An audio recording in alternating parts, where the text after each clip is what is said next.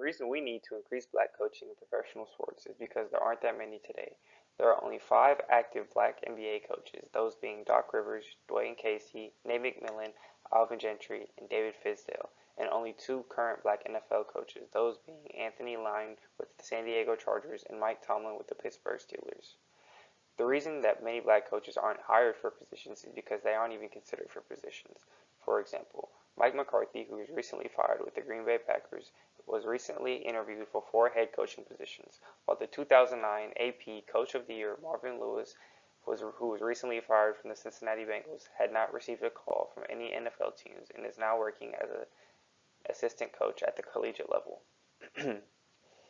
This past year, 5 of the 8 minority coaches in the NFL were dismissed, and all 5 were black, leaving 2 black coaches left in the NFL, in a league where over 70% of the players are African American. Another fun fact about the NFL is that there are no there are no current black owners today.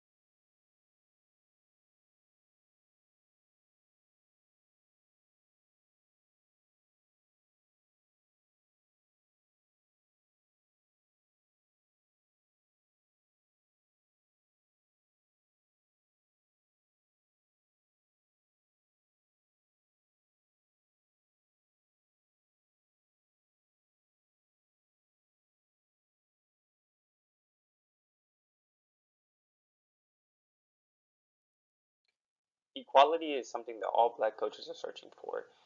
White coaches in today's game receive a lot more preferential treatment. For example, in 2016, Jeff Fisher was awarded a 2-year contract extension after not only missing the playoffs for his fifth consecutive season, he also had a losing record for the past 6, while Todd Bowles of the New York Jets was fired after a subpar season.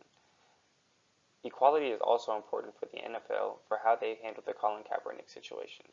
They did not stand with one of their black players for promoting equality, and they will receive a lot more scrutiny due to the fact that they only have 2 black coaches, with the league when the league is over 70%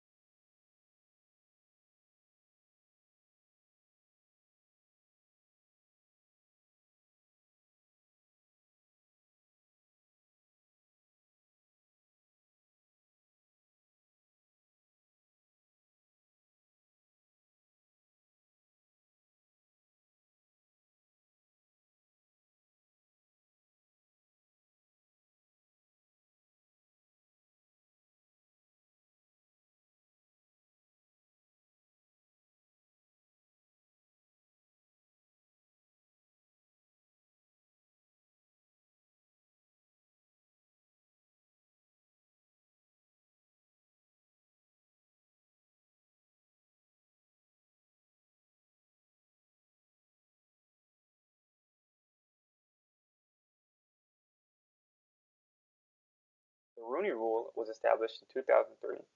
It required teams to interview minorities for coaching and senior football operations jobs. It was named after the Pittsburgh Steelers' former chairman Dan Rooney. Though this led to the hiring of many black coaches, it failed to assist them in keeping their jobs and also failed in eliminating the preferential treatment that white coaches receive over black coaches today. In 2003, the Detroit Lions were the only team to not follow this rule, and they ended up being fined over $500,000.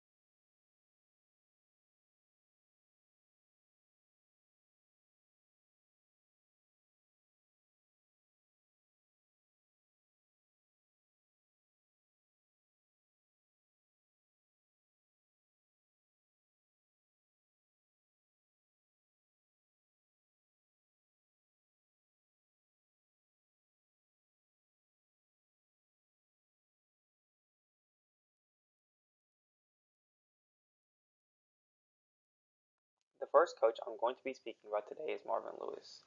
Marvin Lewis became the ninth coach in Bengals history on January 14, 2003.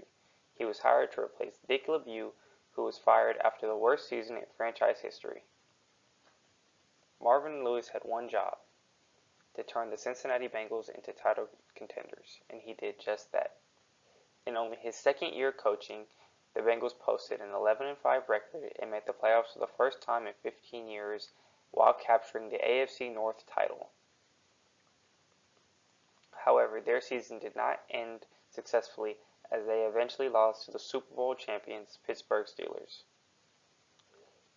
In 2009, Marvin Lewis was named the AP Coach of the Year because he led the Bengals to win all 6 games over their AFC North opponents, making it the first time in franchise history they accomplished this feat. They finished with a 10-6 regular season record, bouncing back from the past 4-12 regular season record they had due to the injury to their quarterback. This had been the second time the Bengals had made the playoffs in the past 19 years, all under Marvin Lewis's tutelage.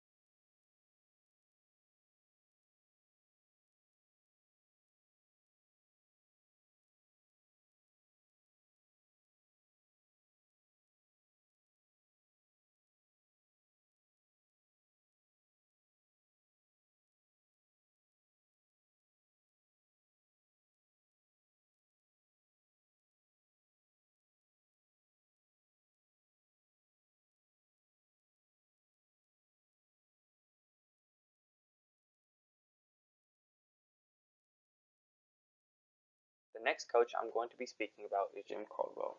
In 2009, Jim Caldwell became the head coach of the Indianapolis Colts.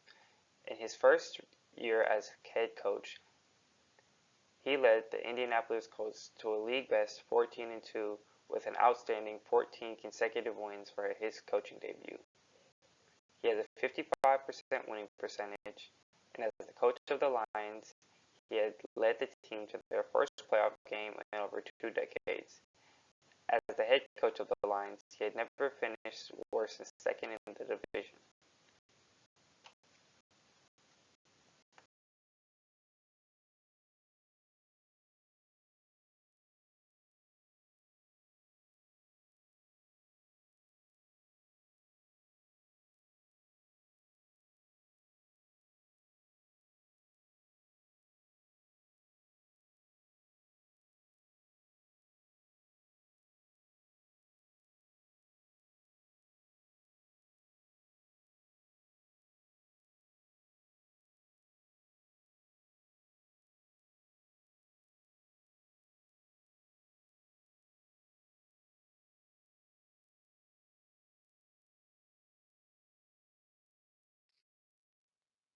Unfair treatment of black coaches in the NBA is far worse than it is in the NFL.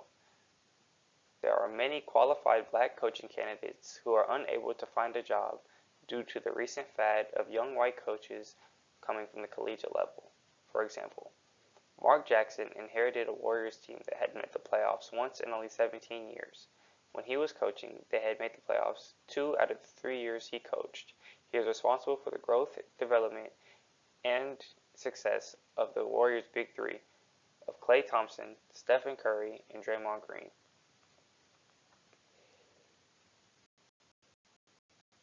However, his final year as coach, they had lost in the first round, and he was replaced immediately by Steve Kerr.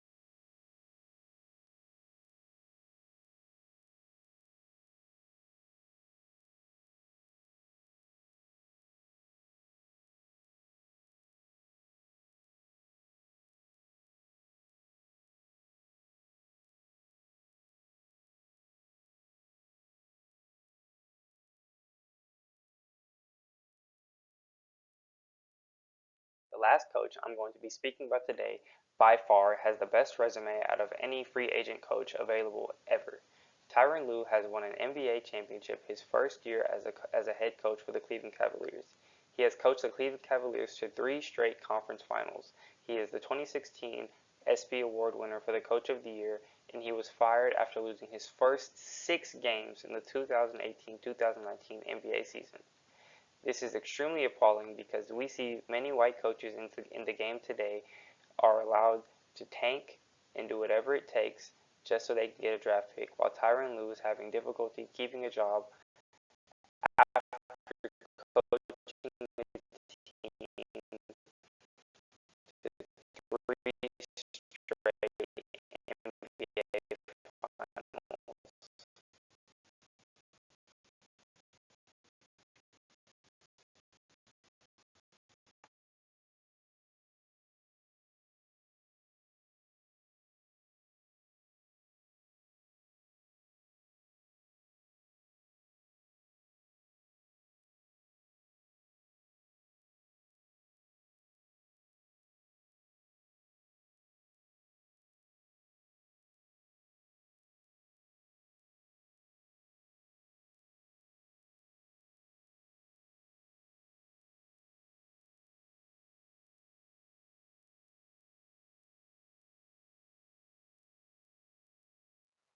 There are many capable and qualified black candidates across sports to fill the position of being a head coach. However, they are clearly being discriminated against or profiled.